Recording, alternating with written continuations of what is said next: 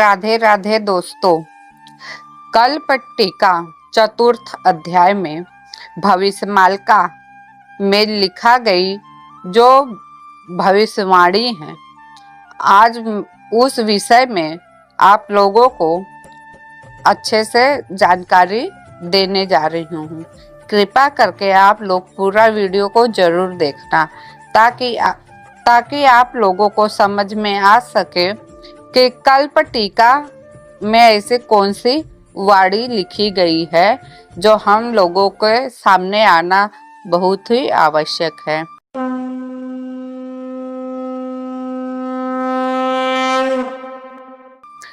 तो दोस्तों, आगे बढ़ने से पहले आपसे निवेदन है कि आप हमारे चैनल को सब्सक्राइब कीजिएगा, एक लाइक जरूर कीजिएगा। आपके एक लाइक करने से मुझे मोटिवेशन मिलता है ताकि मैं आप लोगों के बीच ऐसे ही जानकारी ला सकूं, और शेयर भी अवश्य कीजिएगा। झूठ और अधर्म का बोलबाला होगा। लोग अधिकतर झूठ बोलेंगे और पाप करेंगे। सत्य और धर्म की राह पर चलने वाले लोग कम हो जाएंगे। नैतिकता का हास्य बनेगा। परिवार में कलह और अविश्वास बढ़ेगा। माता पिता और बच्चों के बीच संबंध कमजोर होंगे।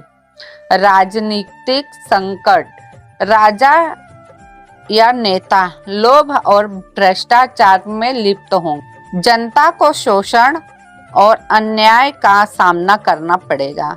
स्त्रियों की दशा, स्त्रियां असुरक्षित महसूस करेंगी। उनके अधिकार नहीं मिलेंगे। समाज में उनके प्रति आदर कम हो जाएगा।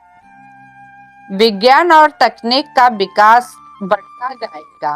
विज्ञान और तकनीकी प्रगति करेंगे, लेकिन उनका उपयोग विनाशकारी कार्यों के लिए किया जाएगा।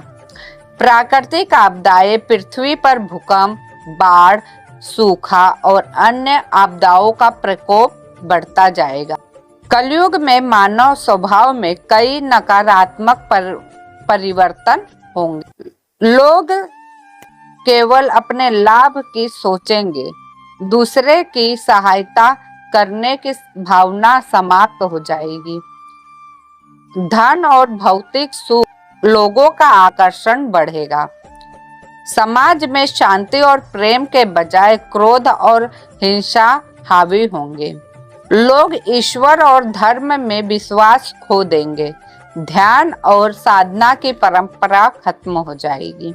राजा शासन अपने कर्तव्यों से विमुख होकर अपने लाभ के कार्य करेंगे। समाज में वर्ग भेद और असमानता बढ़ेगी। अमीर और गरीब के बीच खाई और गहराई होती जाएगी। धर्म गुरु संत भी धन और प्रतिष्ठा के पीछे भागेंगे। कल्प टीका में बताया गया है कि कलयुग में प्रकृति भी असंतुलित हो जाएगा।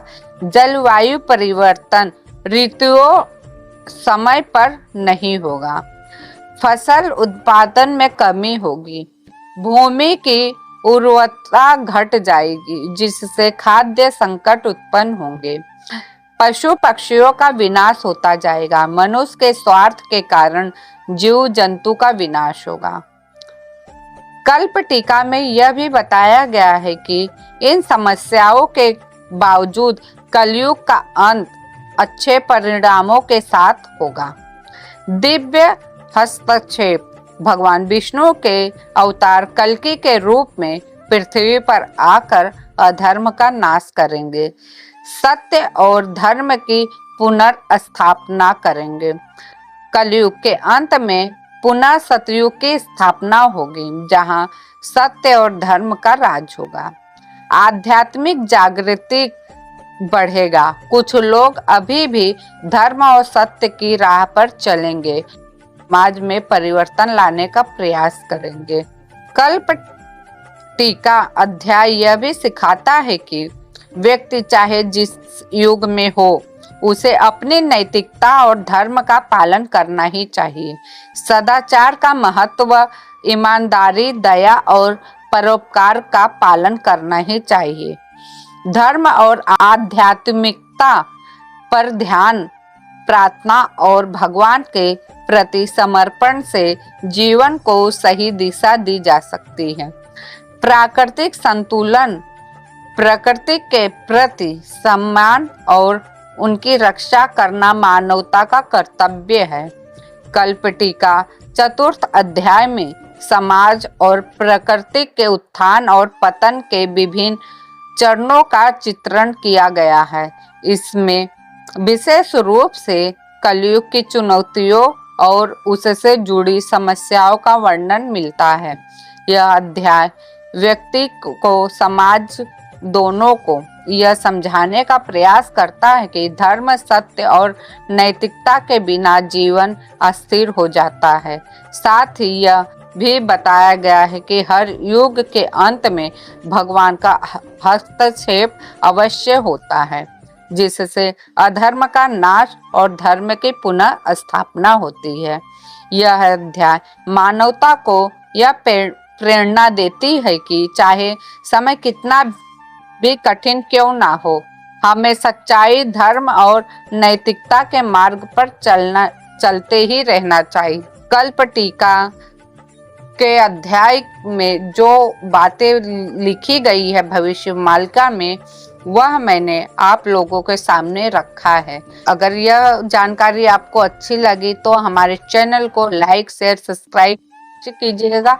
फिर मिलती हूँ नई वीडियो के साथ, नई जानकारी के साथ। तब तक के लिए धन्यवाद। जय श्री कृष्णा, जय जगन्नाथ।